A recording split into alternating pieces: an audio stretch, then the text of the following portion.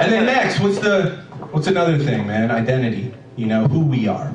That's what society wants us to find out, who we are, you know, like I'm, you know, all these things like, you know, being black, being white, all these things, and, you know, all these stereotypes come with certain things, you know, like, I'm starting to think, I don't know if it's maybe I'm getting older or what, but I'm starting to think it might not be because I'm black anymore. That my life is the way it is. I might just be lazy, dude. I just need to own that. I just might be lazy, uneducated, inadequate in a lot of areas in my life. I just need to own that, you know? Like, black people need to, like, for instance, just police themselves. Start asking questions. Start asking the right questions, you know? Like why are glass roses being sold in gas stations in poor neighborhoods? How many people know what a glass rose is? Yeah. Exactly. Exactly. A glass rose is a rose encased in glass that when you hollow out the middle, it turns into a crack pipe. Crazy, right? Those are sold in gas stations in poor neighborhoods. So that means that there are Korean business owners who are sitting there calculating how many crackheads come in every week to reorder these fucking things, dude. And that's okay. While low-level crack smokers or crackheads or crack dealers are getting busted, the company that makes this fucking device in Cleveland's profit margins keep increasing, but nobody goes after them. Why don't we ask those questions? Like, there's a goddamn commercial on right now called The Easy Rims for Rent. I don't know if you guys have ever heard. It's a hip-hop based goddamn radio commercial that's just like, easy rims for rent. The easy rims for rent. You can go down to this place and rent rims for like $40 a week or something like that. And here's what you need. Any form of ID and any proof of income. That's a bus pass, and maybe I bring you down and I sell you some weed in front of the guy. And I could get rims that week. And then the slogan is, friends don't let friends drive stock. How about friends don't let friends irresponsibly spend money on rims that they don't fucking need, dude? Like, am I crazy? Like, why don't we just start honing in on the things that don't make sense, like that, you know? Stop blaming like the man and all this shit for like keeping us down. Like, I don't think people want to be racist anymore, man. It's exhausting, dude. Like, I couldn't even imagine how exhausting racism would be today. Like, if somebody called me up and I was a white guy and they're like, Bill, you want to go burn a cross? I would be like, oh my God, gas prices are astronomical, dude. Fuck no, dude. Why would I want to go do that? Like, do you know how exhausting it would be to lynch somebody? Like, how much time and energy you'd have to put into it? You have to go to Home Depot, get a rope, dude. Like, go find a tree that maximizes your message of hate. You know what I mean? Like, hope not to get rope burned. Like, just like standing there, like, oh, I think this PSI is probably solid, man. Yeah, this is good. The tree breaks, then you're embarrassed, dude. You gotta let the guy go. Like, I don't think that nobody wants that anymore. You know what I mean? And I blame, you know what it is? Like, not blame it. There's a difference between teaching history and teaching racism. Understanding what happened in the past so the future can change is one thing. But teaching people that they're different from somebody else because of who they are is wrong. You know what I mean? And I think, you know, that starts at like, again, at an elementary level. I blame things like fucking roots, man. I blame roots, dude. Because it fucked me up as a kid.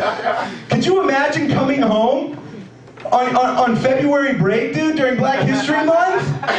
You were just frolicking in kindergarten with your white friends and everybody, you guys are all just fucking having a good time and you think everything's wonderful, and then you come home and you have to watch a marathon of Roots, dude? That will fuck your head up. Because until then, I would go back into school and be like, oh, look at you. You're just a white version of me. Hi. Oh, look at you. You're just an Asian version of me. Hello.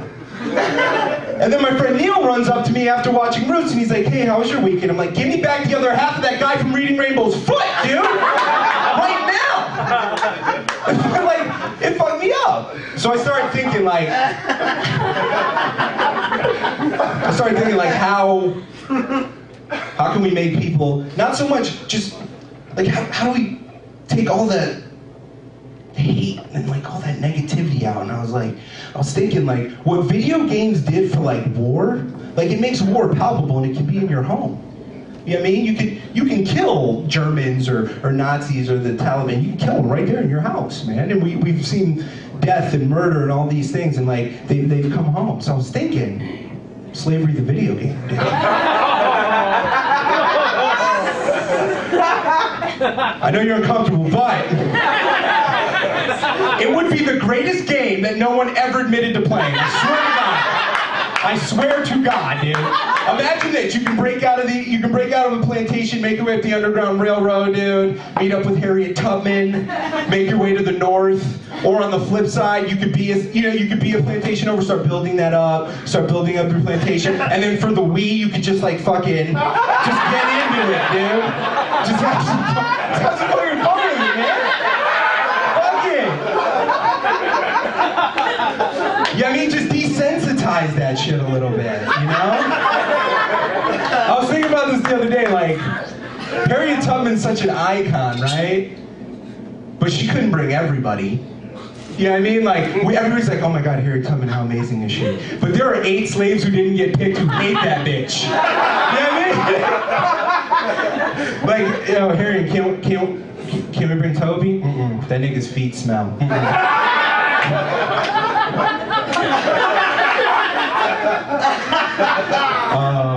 My dad will never see this ever. But like, you know, I was thinking about this today. You know, we're just the identity thing just separates us. You know, like let's break down the white and black class systems for a second here. In the white class system, the more money you have, the whiter you are. Just fact. Middle class, and then your lower class whites, you're white trash. Sometimes even considered black. The broker you are, however, the blacker you are. And then your middle class blacks, and then your Uncle Tom. Let's call it what they are. Yeah, I mean, if you're a black guy with money, you're an Uncle Tom. I love it. But unless you're Jay-Z, you are, dude. That's just And you know, I'm a middle class black. I can say that. I think I am. Maybe I'm not, but I think I am. I think I have the ability to jump through the class systems, you know? And what I want to do with that middle class black ship is it's kind of just bring everybody together, you know? Just kind of like be the beginning black friend for the entire world. Because check this out, the power that black people have is phenomenal. We can take things and we can make them cool again. Check this out, the word nigger. Wow. Such a negative word. Till we took it and made it cool again. Do you know what I mean? We took the power out of it and we made it cool again. I was like, why can't we do this for other races? The name Adolf, such a negative connotation to it. It's so negative, and if a white person grew up and was named Adolf, people would be off-put by that. But Adolf Jackson is the coolest fucking person in the entire world, dude. He's the coolest kid on the playground. You know what I mean? Everybody wants to hang out with Faggot Brown. You know what I mean? Like Faggot Brown is the man.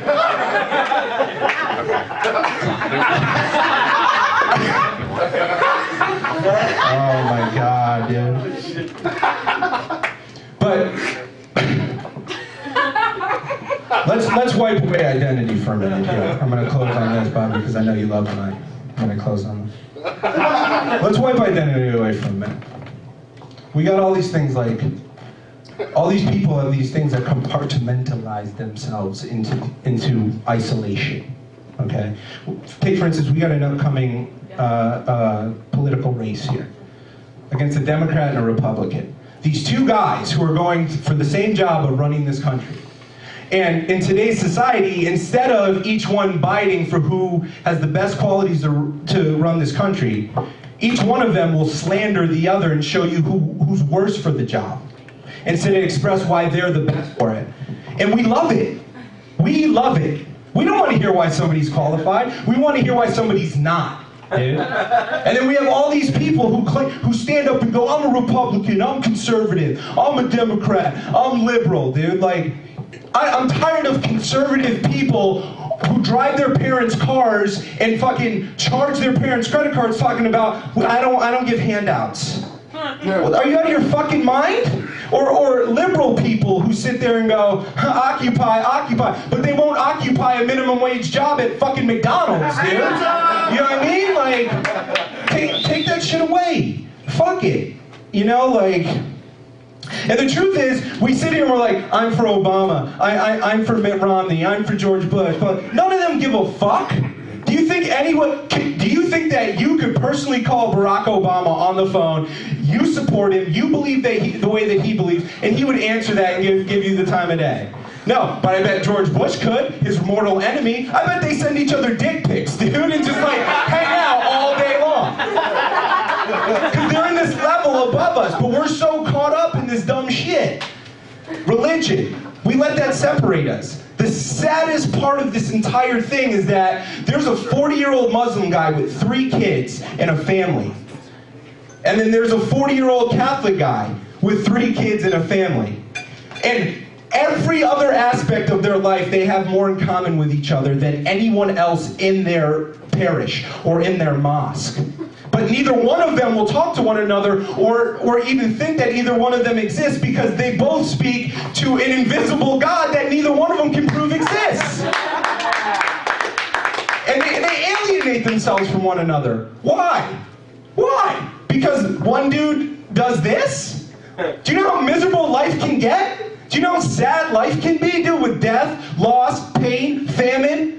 If a dude needs to get on his knees and bow to the east to get through a fucking day, fuck it, dude, let him. If a guy needs to do this to go to work and serve somebody a goddamn coffee, let him. Dude, who are you to judge? You know what I mean? Like, it drives me up the fucking wall. It drives me up the fucking wall. All I'm saying is, step outside of yourself. Like, we have all these stereotypes.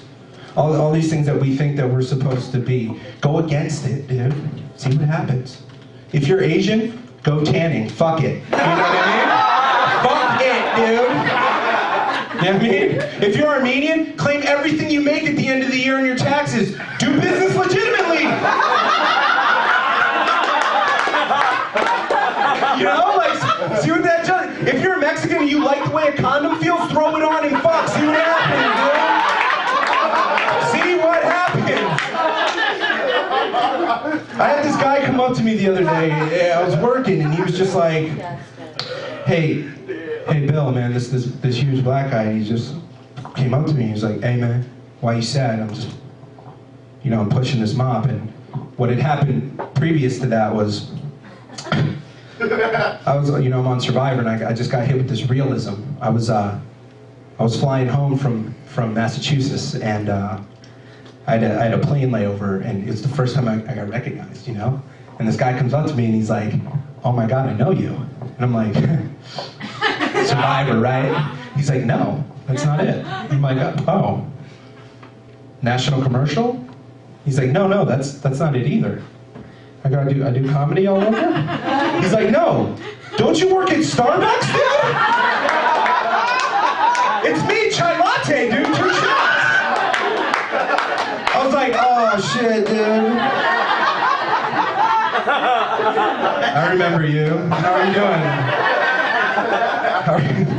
So I was just sad as fuck at work that next day, just pushing this broom, And so this guy comes up to me and he's like, cheer up, man. At least you're not picking cotton. And I was like, why does it have to go there?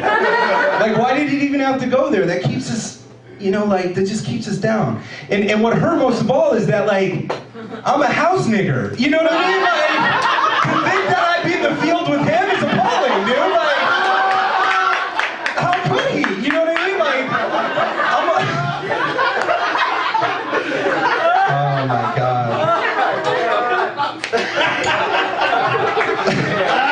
Bobby, thank you for the opportunity to let me do this. Everybody, thank you very much.